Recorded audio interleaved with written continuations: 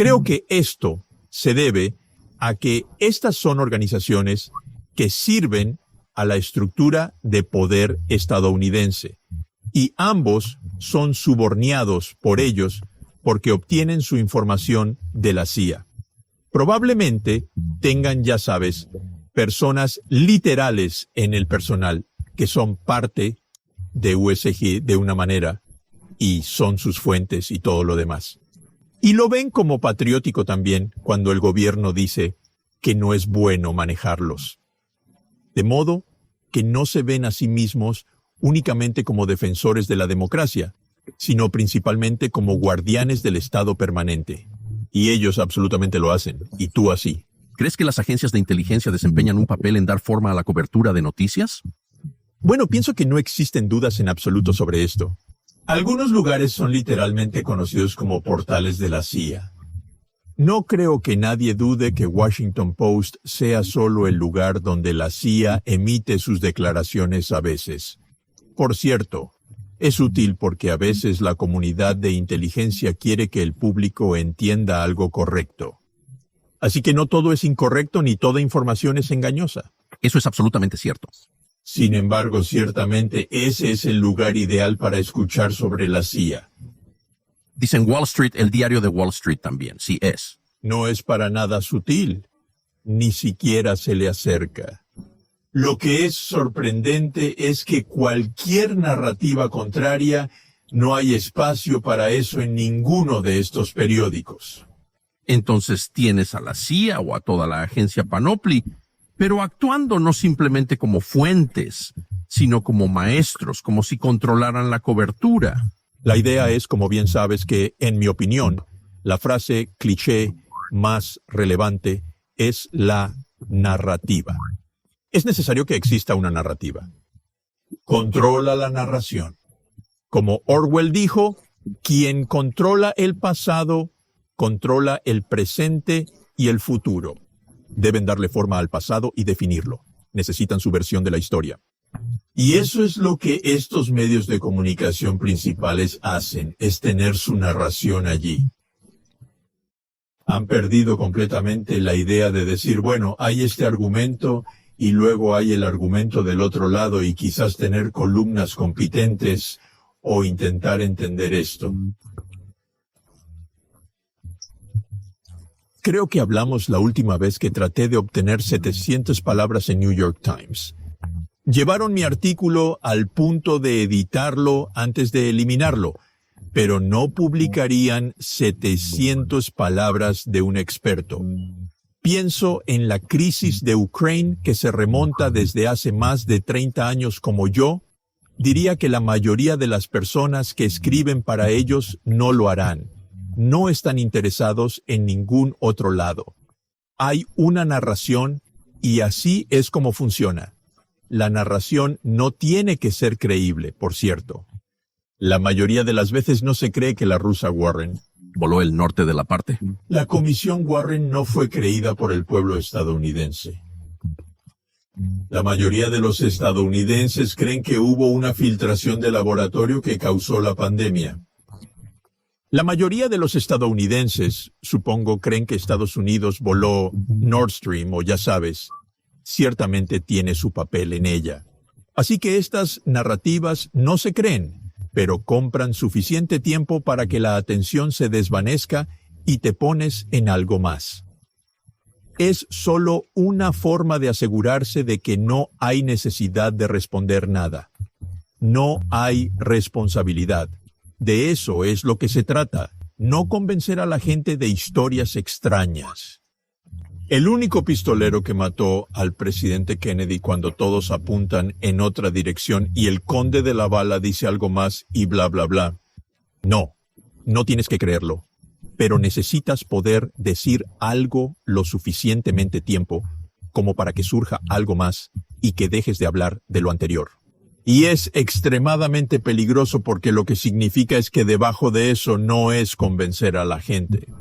Es tener la capacidad de hacer lo que quieres hacer y saber que no serás responsabilidad de ello. Creo, sin embargo, que una arruga en el programa, un gran problema para la gente que ha estado conduciendo sus asuntos de esta manera es medios alternativos, Absolutamente. que pasó de ser realmente un nicho y un tanto lejano y no creíble a ser el único. Lugar que puedes hallar. Información, exactamente. Así que el juez napolitano, por ejemplo, sí, es un hombre encantador. Colaboré y él perdió su último puesto. Sí. Él nunca lo ha dicho en público, pero yo lo sé. Un tipo fantástico. Lo vi absolutamente. Perdió su último trabajo por tener puntos de vista políticos inconsistentes con lo esperado. Lo despidieron por eso y terminó con su canal de YouTube que se volvió algo real. Sí, porque hablas, razonas. Exactamente. Él mira evidencia y no puedes encontrar eso en lo que tú. Rogan es un luchador, comediante y actor de sitcom que creó un programa pequeño llamado Podcast, convirtiéndose en un fenómeno mundial. Así que eso es solo una amenaza enorme. Es demasiado grande. Quieres que el almizcle haga cohetes, luego compras Twitter y luego lo abres. Estas son las mayores amenazas que enfrentan. Es decir, no pueden permitir que eso continúe, ¿verdad? Bueno, esto es un arresto. Eso es todo. Sabes, Elon es una fuerza natural, por supuesto, y puede ser capaz de enfrentar el USG. Pero sabemos y sabes, Elon ha sido muy claro, muy valiente y haciendo las cosas correctas. Pero sabemos que otras plataformas ya están muy satisfechas y con el compromiso de Estados Unidos, y lo oímos. Un compromiso. De Bobby Kennedy, y con el juez napolitano vimos una amenaza, desviándose incluso un invitado se desvió de nuestra narración. Las dos primeras veces sí, pero la tercera vez que te desvías de nuestra narración, el invitado era Pepe Escobar, periodista y provocador. Y ni siquiera sé los detalles, pero esta es la amenaza. Y lo veo en, ya sabes, muchos canales de YouTube. Son palabras ciertas, ya sabes, no deben decir, incluso si necesitaras definir algo específicamente, porque te desactivarán. Y esto ya está claro, ahora que aparentemente estamos llegando a la siguiente etapa de saquear casas y otros tipos de amenazas. Es todo. Puede ser que, como todas estas estrategias de política exterior, esta estrategia hegemónica no funciona y está desintegrándose en muchos frentes. Tal vez los defensores de eso están haciendo su propio tipo de escalada para mantener las cosas en tren. Lo interesante es que creo que hay 3 puntos principales que estamos viendo ahora. Una es la política exterior del fracaso.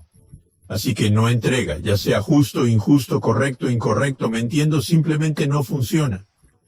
Ha sumido a los Estados Unidos en guerras fallidas que han costado billones. Todos ven esto. El pueblo estadounidense no apoya nuestra política exterior en absoluto. Entonces creo que este es un punto. Segundo, estamos viendo políticos que comenzaron a decir, no, tenemos que hacer algo de diferentes maneras. Así que eso es extremadamente importante.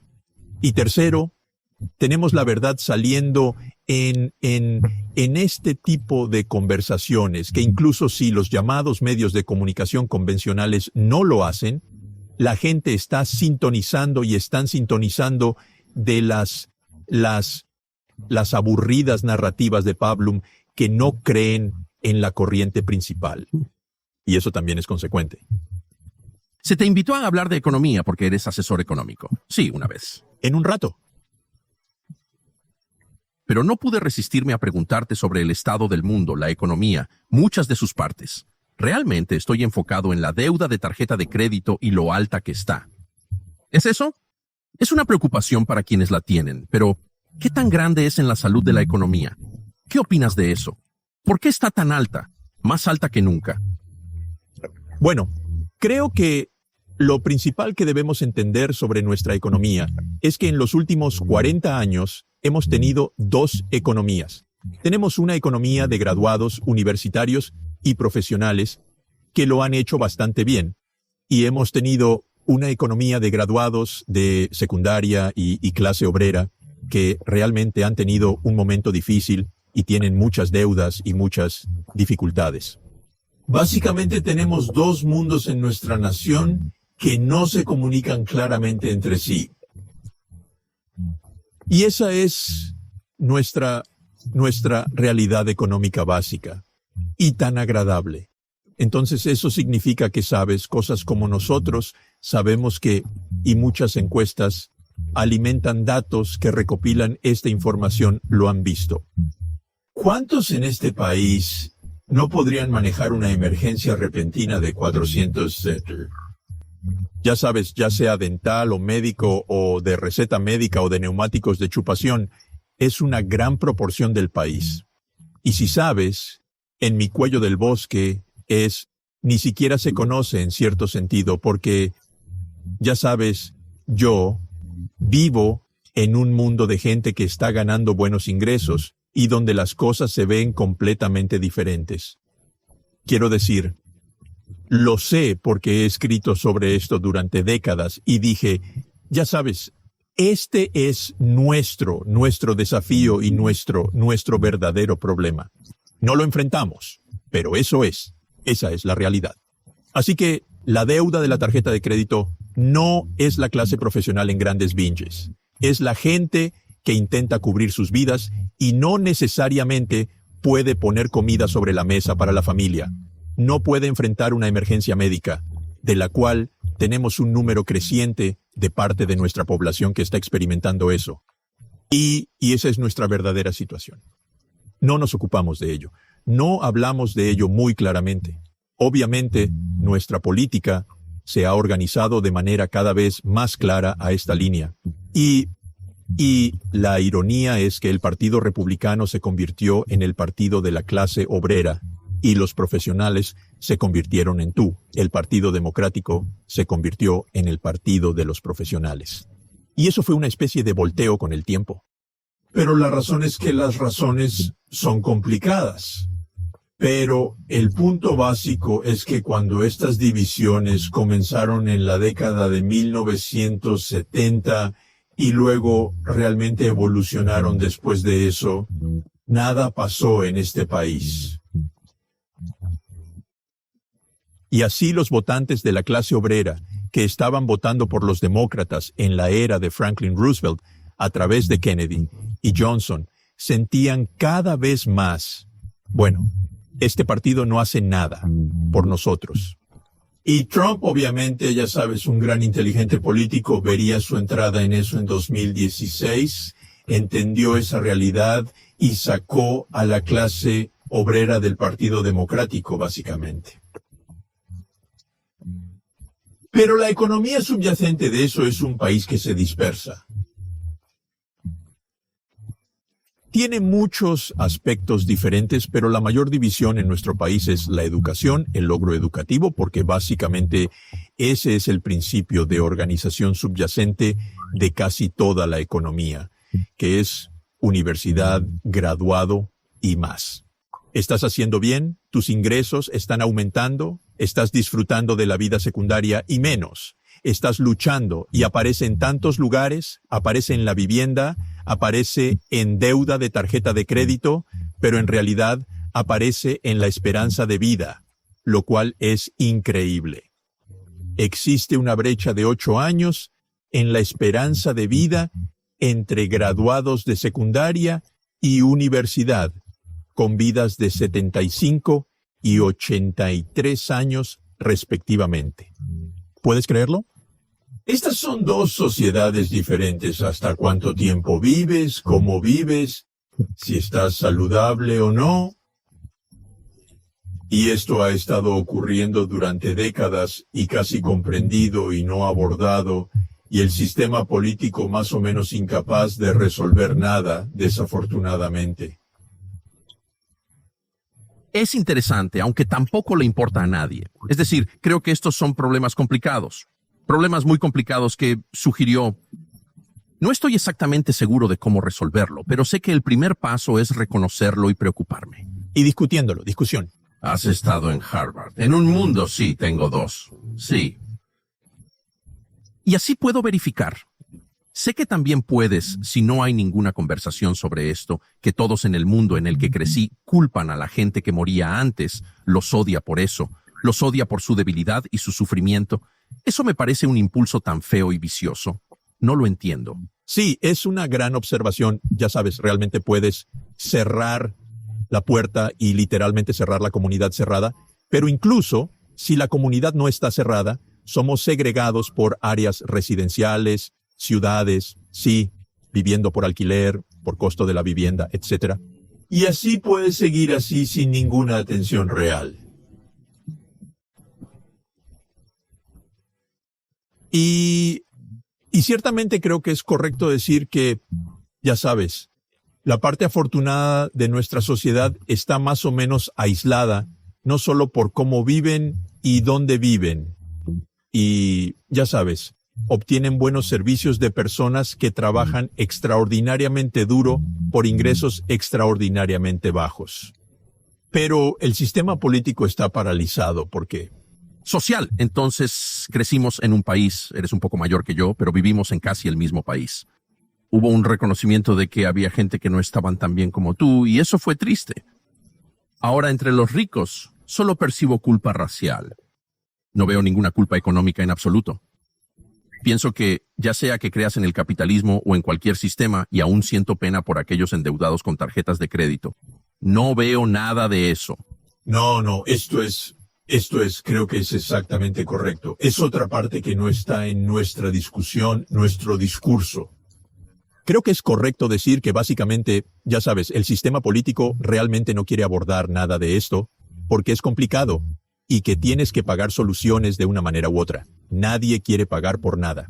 Nos endeudamos, simplemente. Nos acercaremos, si no es con deuda de tarjetas de crédito, será con nuestra deuda nacional. Y de todos modos, como hemos estado hablando, estamos mucho más interesados en volar lugares y derrocar otros gobiernos que en abordar cualquiera de estos problemas. ¿Qué? Si mucha gente deja de pagar deudas de tarjeta de crédito, sucederá si la gente deja de pagar sus deudas. Bueno, ya sabes, la forma en que nuestro sistema funciona es que más o menos va con tendencias profundas, ya sea tecnología o otras tendencias, hasta que haya algún tipo de crisis. Tuvimos una crisis en 2008 que fue un tipo muy particular de crisis, donde un movimiento no muy inteligente, de creo que un secretario del Tesoro no muy inteligente, en ese momento decidió que quiebría una empresa que no le gustaba. Ya sabes, era Hank Paulson, que venía de Goldman Sachs, no mi parte de la familia Sachs. Necesito explicarlo, así que solo quiero ser claro. Una rama diferente, supongo. Y no le gustaba Lehman Brothers. Así que decidió literalmente un fin de semana en lugar de intentar vender a Lehman Brothers, que lo cerrará. Y es una especie de operación cerebral cojo, y creó una de las más grandes crisis financieras de la historia moderna. Espera. Sí. ¿Crees que Paulson creó el colapso de 2008 porque tenía rencor contra Lehman? Sí, básicamente quería enseñarles una lección. Solía pensar que eran perezosos, firmes, terribles, lo que probablemente eran, por cierto. Pero decidió en 2008 que tenía una burbuja inmobiliaria y que la burbuja inmobiliaria se estaba rompiendo y muchos bancos de inversión estaban al borde porque invirtieron en hipotecas de mierda y que estaban tratando de titulizarse. Así que era una situación frágil. Habríamos tenido una recesión normal, seguro. Habríamos tenido una recesión. Sin embargo, Paulson tomó la decisión en septiembre de 2008 de evitar otro rescate de un banco débil, optando por no agregar fondos públicos y luego venderlo a un comprador. Hay un comprador potencial de Lehman Brothers que es Barclays British Bank, y el gobierno de Estados Unidos podría haber invertido un poco de dinero o quitar algunas cosas malas del balance y darle el resto a Barclays. Sin embargo, Paulson tenía dos objetivos. Quería darle una lección a Lehman Brothers. Eso creo. Sabes, no hay evidencia sólida, pero Lehman competía con Goldman.